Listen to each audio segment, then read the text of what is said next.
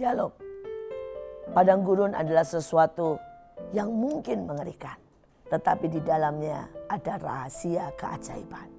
Di padang gurunlah Tuhan menyatakan kekuatannya, menyatakan pemeliharaannya yang supranatural dengan bangsa Israel. Saudara bayangkan, di padang gurunlah saudara Tuhan mengeluarkan air dari batu karang. Di padang gurunlah tiba-tiba datang yang namanya hujan mana, makanan setiap pagi fresh dari surga. Di padang gurunlah ada hujan daging, di mana setiap mereka puas makan daging burung.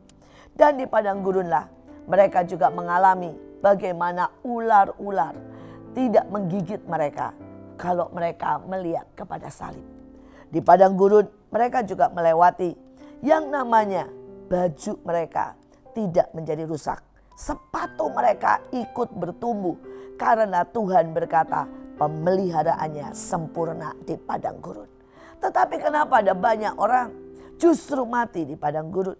Kenapa ada banyak orang isinya padang gurun dalam hidupnya adalah penderitaan, adalah kesakitan, adalah pemberontakan. Karena mereka tidak bertemu Tuhan. Hari ini saya mau berkata pada setiap kita, bagaimana merubah padang gurun menjadi sebuah tempat kemuliaan. Bagaimana merubah padang gurun bukan menjadi tempat di mana kita tidak mendapat apa-apa, tapi justru pemeliharaan yang supranatural. Itu adalah bertemu Tuhan. Hari itu pandemik dan kami tahu begitu banyak orang kena PHK. Begitu banyak orang kehilangan pekerjaan. Dan mereka bahkan tidak punya uang lagi. Keadaan sangat mengerikan. Semua gereja dan segala rumah ibadah ditutup. Dan begitu banyak orang ketakutan. Tapi hari-hari itulah saatnya kami memutuskan bertemu Tuhan. Kami memutuskan mencari Tuhan lebih lagi. Kami memutuskan seminggu 3 kali kami ibadah. Kami mencari Tuhan, mencari Tuhan, mencari Tuhan. Kami memutuskan menyembah, berdoa. Kami memutuskan berkarya. Kami memutuskan membagi-bagi makanan. Dan tiba-tiba itu menjadi musim kelimpahan buat kami. Setiap orang tiba-tiba menerima berkat-berkat yang ajaib. Salah satu yang kami menikmati secara nyata. Ada yang telepon dan berkata, Bu, ini ada tambak udang. Dan sudah dibayar oleh Cina, tetapi karena ditutupnya maka semuanya harus dibuang. Dia bilang, Ibu bisa terima? Saya bilang, wah terima kasih sekali.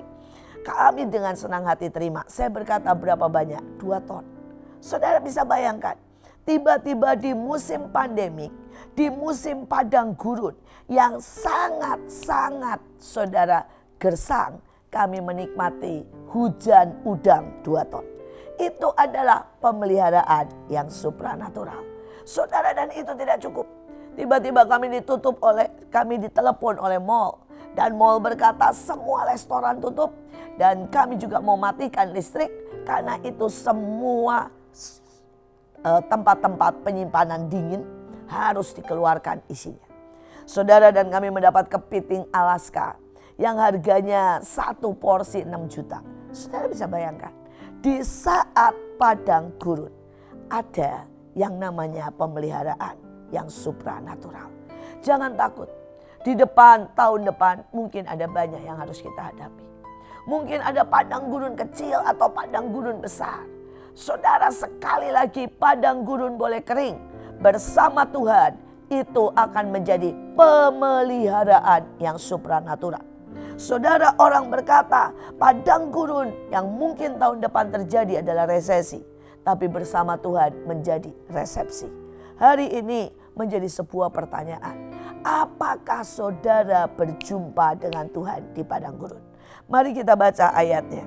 Keluaran 3 ayat 1 dan 4. Adapun Musa, ia biasa mengembalakan kambing domba. Jitro mertuanya, Imam Midian, sekali ketika ia mengiring kambing domba itu ke seberang padang gurun. Sampailah ia di gunung Allah, yakni gunung Horeb. Lalu malaikat Tuhan menampakkan diri kepadanya di dalam nyala api yang keluar dari semak duri. Ketika dilihat Allah bahwa Musa menyimpang untuk memeriksanya, Berserulah Allah dari tengah-tengah semak duri itu kepadanya, Musa, Musa. Dan ia menjawab, ya Allah. Saudara, kalau hari itu Musa tidak memeriksanya, mungkin ceritanya berbeda. Tapi ayatnya berkata Musa melewati padang gurun. Dia melihat semak yang menyala tapi tidak hangus terbakar. Dan dia memeriksanya. Ada banyak orang tidak peduli dengan apa yang terjadi di sekelilingnya. Ada banyak orang yang pada waktu Tuhan memanggil dia dengan masalah seperti semak duri. Pada waktu Tuhan memanggil dia, mungkin dengan cara saudara sesuatu yang ajaib. Tiba-tiba dia lolos dari sebuah kecelakaan. Pada waktu Tuhan memanggil dia, lewat sesuatu mungkin ada nubuatan. Dan mereka tidak memeriksanya. Mereka tidak peduli. Mereka tetap ada di dalam saudara pusaran kematian. Pusaran kemarahan. Pusaran ketakutan. Pusaran masalah. Tetapi Musa adalah seorang yang memeriksa. Saudara, dia keluar dari kebiasaan. Dan dia mulai memeriksa. Apakah hari-hari ini saudara punya waktu untuk memeriksa hidupmu? Apakah hidupmu hanya sekadar rutinitas dan engkau dan saya tidak pernah memeriksa iman kita? Tidak pernah memeriksa hati kita. Tidak pernah memeriksa cinta kita. Apakah masih ada sebuah gelora untuk mengejar Tuhan? Apakah kita masih bisa mendengar suara Tuhan? Apakah kita masih merindukan yang namanya firman? Ataukah kita sudah tidak peduli? Sekali lagi mari memeriksa. Dan pada waktu kita mulai memeriksa hati, maka saya percaya Tuhan akan bicara. Dan pada waktu Tuhan bicara, maka perjumpaan dengan Tuhan di padang gurun akan merubah, menjadikan padang gurun kebun buah-buahan. Menjadikan padang gurun tempat keajaiban, tempat mujizat, tempat lawatan, tempat penuaian, tempat di mana kita bersuka cita karena kita berjalan dengan Tuhan. Ada seorang ibu yang dia mengalami kanker. Dan pada waktu dia mengalami kanker, dia tidak lakukan apapun. Pertama dia mulai nyanyi, nyembah Tuhan, berdoa. Dia cari Tuhan, dia kebaktian dimanapun. Dia memeriksa.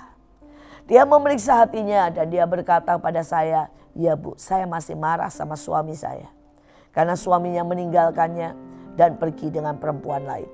Saudara, dia berkata saya marah dengan anak-anak saya. Karena di dalam hati saya berkata mereka cuma menuntut uang. Tetapi mereka tidak pernah mengerti dan tidak pernah ada buat saya. Saudara dan ibu ini mulai memeriksa semuanya. Pada waktu dia sudah mulai merasakan Tuhan, bertemu dengan Tuhan. Dia menangis, dia bersuka cita, dia berkata, Bu, ini saat-saat terbaik. Saya bisa begitu intim dengan Tuhan. Dia mulai bertanya kepada Tuhan, Tuhan, apa yang harus saya buat? Dan Tuhan berkata, pergi ke rumah sakit, potong, buang saja. Dan setelah itu 2 kali saja, ya kemo. Dan engkau akan bebas total. Saudara dan ibu ini pergi. Saudara dan dia berkata, dokter saya mau itu dibuang, saya cuma mau 2 kali kemo. Dan dokternya bilang, oh enggak bisa ini. Ini harusnya 30 kali kemo. Saudara dan dia berkata, saya mau ikuti Tuhan. Saudara dan dia pergi. Saudara dan kemudian dia dioperasi. Dan pada waktu dia mau dioperasi, ternyata dia bertemu dengan banyak orang. Kebetulan di kiri, di kanan, di depan, semua orang bermasalah. Dan dia konseling satu demi satu. Saudaranya dalam 2-3 hari dia nginep di rumah sakit. Dia memenangkan kurang lebih 10 jiwa dari agama lain. Dan dia berkata, Tuhan ini benar-benar masa terbaik. Di mana saya bisa berjumpa Engkau. Di mana saya bisa menjadi saksi. Di mana saya bisa menuai. Tapi tidak berhenti sampai di situ. Pada waktu diangkat dokter berkata, benar Bu. Ternyata bisa bersih. Seperti kanker itu tidak ada cabang-cabangnya, tetapi mengumpul dan mulai mengeras dan membatu. Jadi itu bisa menjadi sangat kecil, tidak seperti gambar yang sebelumnya. Saudara, gambar yang sebelumnya kankernya sudah menyebar kemana-mana. Ini tiba-tiba semua akar, semuanya mengkerut menjadi batu kecil, saudara, batu kecil. Dan akhirnya setelah diangkat, saudara, itu dikemo 2 kali dan dokter berkata benar-benar habis, benar-benar ajaib. Sekali lagi, ibu ini merubah yang namanya padang gurun menjadi tempat keajaiban. Bertemu Tuhan, itu kuncinya.